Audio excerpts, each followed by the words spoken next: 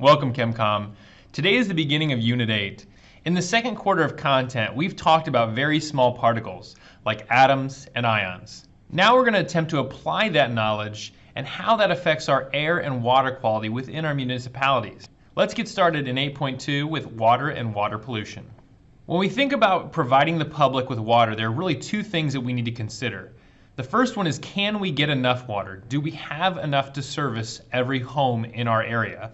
And the second is the water pure enough, not 100% pure, but pure enough that it can be safe? As I just alluded to, purity is kind of a relative term. 100% pure water is completely impossible for a municipal system. There is no way that they could take out every particle and ion out of water and then transport it to your house effectively. First of all, it's way too expensive to do that. We do have filters and filtration systems that can make 100% pure water, but it would be way too expensive and require way too much energy to make that happen. The other problem is, within that water system, there's going to be dissolved gases, things like O2 and N2 and carbon dioxide, that are going to be very difficult to get out of that water. There's all kinds of other impurities that people introduce into the water system, like detergents and soaps, disinfecting agents, mud, trash, algae, fish, and other living organisms. Because of all these reasons, we really have to deal with a certain level of contaminant within any water supply. And we're willing to tolerate this as a community as long as the water is still deemed safe. Another thing we need to think about is, can we produce enough water? And sometimes you just think that the water you use is what you drink, what you use to shower and bathe, what you need for a toilet to run. But it's actually a lot more than that. For instance, take this thought experiment. It takes approximately 120 liters of water to produce a 1.3 liter can of fruit juice. Or it takes 450 liters of water to place one fried egg on your breakfast plate. How can those two things be true? The reason is because of indirect use. There is more water going into that egg than just what's in the egg. You have to give the chickens that are producing that egg water, and there's water that's going to go in the cleaning process of that egg. Same thing with watering the trees that produce the fruit juice and the processing that will go into producing that fruit juice. So direct use is something that's measurable, that's obviously used for that substance. So when you flush the toilet and it takes 2 gallons of water, we know that's a direct use. But indirect is something you can't measure. For instance, it requires lots of water to water the cotton to produce denim jeans.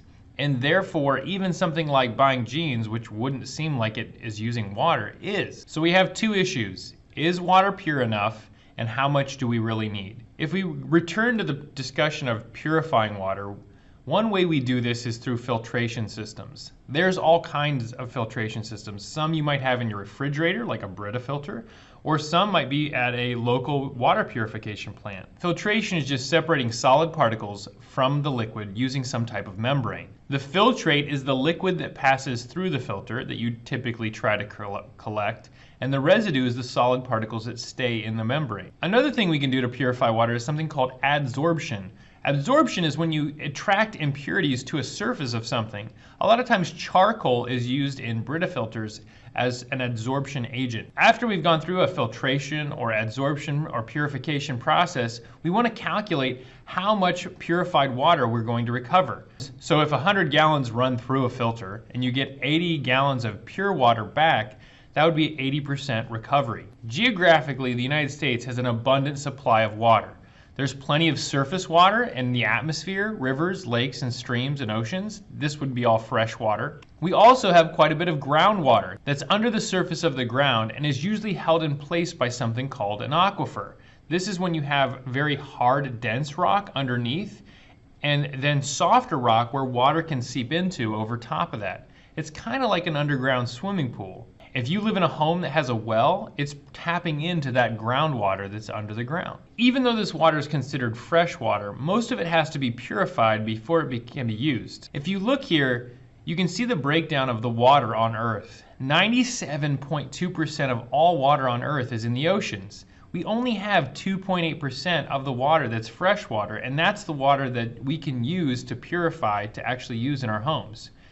You could purify ocean water as well. It would just take more time because you would have to remove the salt. Also notice that within that freshwater, most of that freshwater is in glaciers and ice caps. There's a massive amount of water there. It's kind of unbelievable when you think about how many lakes and rivers are in our country and what a small percent of freshwater that they make up. Another important thing to understand is your water use. You can see here, based on this chart, that Americans use quite a bit of water per person per day. A lot of this is because of our industrialized nation. We produce a lot of products and therefore we use a lot of water. Remember, this isn't just the water that you use in your home specifically. It also brings into play the things you buy on a daily basis. The next thing we're going to talk about is 5 different contaminants that can be in water. You can have metals and metal ions, pH contamination, where water is too acidic or too basic, molecular compounds, oxygen, and temperature. There are several metal ions within a water supply. Copper, mercury, arsenic, cadmium, lead, iron, calcium. Some of these are very bad for you, and we try to eliminate as much as possible. But there's some of these ions, like calcium and magnesium, that we actually need to keep us healthy. So not all metal ions within water are necessarily bad. Obviously, lead and mercury and arsenic are things we do not want in our water supply. A lot of times mercury can be detected in fish, and it comes from the mercury that gets introduced into our water supply. Fish consume it, and then we consume the fish, and that mercury finds its way back to us. A lot of time mercury creeps its way up the food chain. So for instance, small fish might have a very small percent of mercury, but then a larger fish eats a lot of small fish, and the next larger fish would eat a lot of medium-sized fish, and the concentration of mercury increases as we move our way up the food chain. So typically speaking, scientists will tell you if you want to eliminate mercury from your diet, to eat smaller fish that don't consume a lot of other things. Another contaminant is pH. Acids typically produce H+ ions, and bases produce OH- ions. So any kind of acid contaminant is going to lower the pH of a system. This can create unlivable conditions for fish and other organisms. Here's the pH scale. From 0 to 7 would be acids. And you can see some daily household things that would tend to be acidic. And then from 7 to 14 would be bases. Things like bleach, ammonia, cleaners, baking soda. And then 7 would be neutral, which would be water. Different types of pollutions can cause acid rain. Rainwater is already slightly acidic at 5.6, and drinking water should be between 6.5 and 8.5. There are certain pollutants that industries can produce that will increase the acid rain that falls on a given area, and it could drastically change the pH of different freshwater bodies. The third type of contaminant would be molecular compounds. These can exist as solids, liquids, or gases, and typically all contain some kind of non-metal. They also rarely dissolve into water. Things like oil, gasoline, kerosene, those would all be examples of molecular compounds that could be contaminants within a water system. Most of us don't want gasoline and oil in our drinking water. Oxygen doesn't seem like it should be a contaminant. If you have too much oxygen in water, that can supersaturate the water with oxygen, and it can actually kill fish. It creates air bubbles in their bloodstream, and they can't survive it. If you have too little oxygen, then there's not enough oxygen for organisms to survive. So there needs to be a balance of the right amount of oxygen within any freshwater system to keep that ecosystem alive. Here's a graphic that shows before where there's a lack of oxygen and there's not enough living organisms to eat the plants and consume them, and you get a really cloudy, murky pond. Where on the right you have an aerator that has introduced oxygen into the pond, allowing more life to be produced and to eat some of the green vegetation. The last contaminant we can talk about is temperature. It doesn't seem like it would be a problem, but fish are cold-blooded, and if their body temperature changes too much, it's going to affect their metabolism, and it could also affect their oxygen needs. The sun can produce too much heat within a freshwater body, but also industry that's using a lot of water and heating water up to cool things down and then dumping into fresh water could affect the life cycle of the fish. Depending on the climate, fish typically stay more dormant in winter months. If heated water is being added to a freshwater system, it could mess up the dormancy cycle of that fish. Temperature can also affect how much gas is dissolved into the water. Too much heat, less oxygen dissolved, and therefore the fish wouldn't be able to survive. Let's circle back to acid rain.